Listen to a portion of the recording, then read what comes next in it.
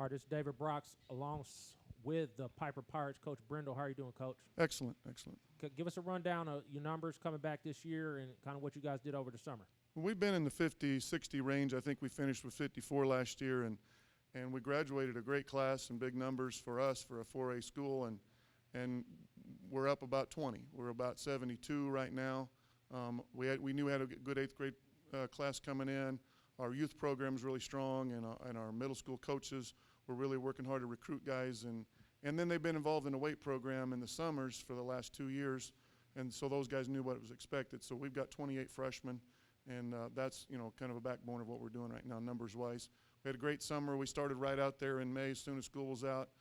We still had state track meet coming, and we had our guys qualify for state baseball. A couple of these guys are on the baseball team too, so all these guys were involved in that, and really couldn't get involved in that first camp, but a lot of other guys got playing time or practice time that way. We had our regular 7-on-7 league. Guys went to the lineman challenge at Blue Valley. That was a good experience for them. Some of our younger guys got to get involved in that, and I thought that was a great experience. And again, that's just going to get bigger for us. We had full contact again with Paola. We've done that the last 2 summers. That's become kind of a goal is to get deep in the playoffs, and we've both been able to do that and play each other in the quarterfinals or the semifinals the last couple of years. And so that was a good experience for our guys to get a little bit of live experience right there at the end of middle of July. So you've clearly established Piper, along with your staff and everything you've done as a program. You guys are going to the playoffs every year. How do you keep building the program back up and keep plugging in players to be able to stay competitive year after year? Well, I think a lot of it is, again, we have a consistent coaching staff. We have community support that's really great, administrative support. Our school is growing, so that keeps our numbers in pretty good shape. And again, the youth program and what they do, they were out there the last couple of days getting with it, and so that really helps a lot. Those guys, that's one of the things I tell them is that, they want to be a Piper Pirate, so they had a banner out this morning with their cheerleaders, 5th graders, with a bleed purple, so that's cool stuff. That helps a lot. So, Alex, talk a little bit about leadership on this team. Like Coach said, you got a lot of seniors that graduated last year. Talking about filling that role on defense and being one of the leaders. Well, playing with the guys I did last year with Sean Pauls and Colton Beebe, they watching them play and playing with them as when they were juniors to when they became seniors, you could see how they stepped up and became leaders. And I'm just trying to follow how they did with kind of like taking over the team and getting everybody together, because you got to keep everybody as one team. If you let certain people or single people go out and think they can do other things, then it kind of takes away from your whole team. So you just got to keep everybody as one moving component and stick together. So this is for any of the players. Can I answer this one? As David kind of just said a little bit ago, Piper has kind of made themselves as one of the top programs in the state. Do you feel any pressure at all to continue to carry that mantle, or you look at it as this is just a new year, new team, we're going to try to do our thing? So talk a little bit about that. Well, to me personally, it's just like you see the seniors, they lead their teams and they have successful seasons, so you're like, well, now it's my turn. I want to step up and I want to lead this team as far as they led their teams. Well, how I feel, man, we've been together, us four, been together since elementary school. We felt like right now, since last year we went to 10 and 12, Hartford lost to BH. We feel like we want to go back to sub-state and try to finish it out, try to exceed that next step. That's how I feel. So, Sterling, you're back for your senior year. You real successful last year. Talk a bit about some of your goals for this year.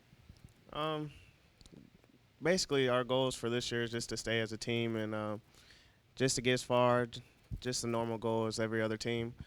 And, I don't really have an individual goal just for the team, but not for myself. So, Colin, you're transitioning over to playing some tight end.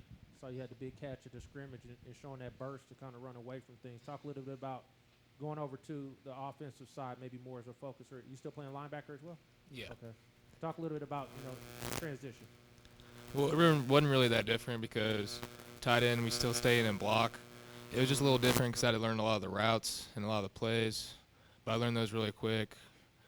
but it wasn't really that different because I still stay in and block a lot. So, and I still use my speed downfield to help block and to run routes. So you guys have named Keelan Van the quarterback, or are you still talking? Yes, Keelan will be our starting quarterback. Keelan was with us when he was younger, and then they moved off, and he moved back last school year, and he's really, I think, these kids knew him before, so it's not like he's really a new person in the program. It's almost like he never was gone. So I think that part's been really good for us.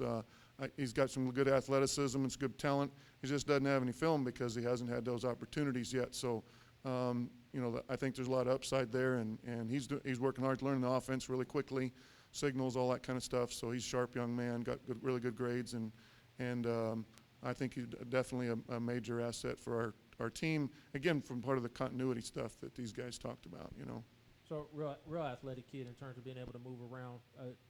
Would you say his strength more running than throwing the ball, or No, what? I mean he's a true passer. He's got some athleticism to break it down and go run some. It's kind of like when with Tanner Eichenberry. I mean, he could have ran the ball a lot more, but we really didn't want to put him in that situation when we have some other talented guys around that can carry the ball and not getting banged up as much. He's going to play defense too. Keelan will probably play cornerback for us, so we'll have a tall cornerback, so that'll be different for us. We've had some smaller guys that have done some good things and moved on to the next level, but for us to have a taller one's an asset, we think. So, Coach, and any of the players can answer this one, but you had your scrimmage the other night. What were you most pleased with coming out of that scrimmage? And on the flip side of that, what kind of had you worried a little bit going into the first week? One of the main things is a lot of our guys are used to our system. Our junior high's been putting in the system and the numbers and so forth, and that helped a lot for a lot of guys. Some of our guys, we have a lot of new people in our program, and so learning some of the things wasn't so good. But one thing that's happened is we have a lot of offensive linemen finally, and that's not something that we've had at Piper. We've had a lot of guys that want the ball and want to be carrying the ball, and we've got some guys know that they're offensive linemen and want to thrive at doing that. And so we were able to move a couple of these guys who had stepped in and played that role, even when that wasn't necessarily their natural position. And so I thought the offensive line did some good things. The other night, we've still got some footwork things and all that, but for the first night of it, one of the things we felt like with a little bit of the change in the rules and so much teaching from new guys is that we felt like we weren't very physical. And we've been a really physical team in the last few years. I mean, last year we start with 11 returning starters on defense. That's pretty much unheard of, and some pretty physical guys. And so we got after it pretty good Saturday morning, had a great practice, and these guys showed that they can be physical, and now it's the time to do that. Will you change anything philosophy-wise with losing all those starters from last year on defense, or do you kind of pare it down a little bit, or do you? Not really.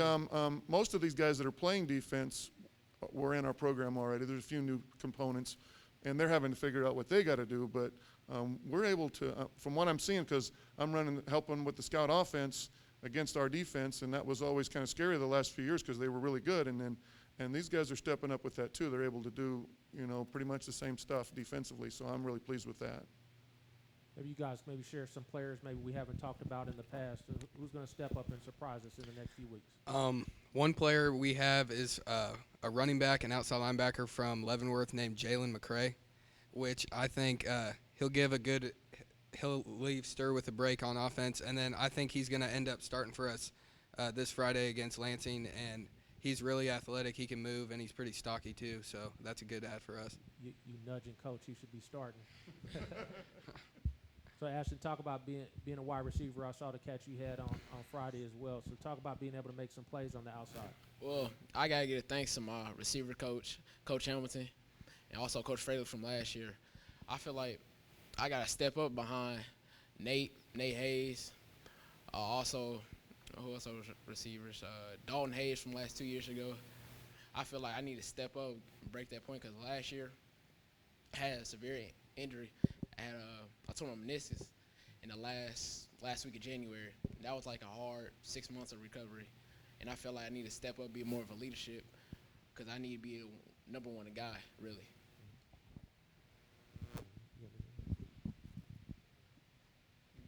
So, Colin, I tried to wait to the very end to talk about your brother. But talk a little bit about, he's probably one of the best players. He's doing real good up in Minnesota. But talk a little bit about, following his footsteps and being a senior leader this year, taking the place of him. Well, it's been a little different without Colton because I'm usually out there every day with him right by my side. He's been coaching me and everything. I had to step up a lot because I feel like I need to fill a big role. He had a lot of tackles, been really physical and everything. But all in all, I just really need to step up and fill the role he had. Very cool. All right, guys. Thank you. Thank you. All right.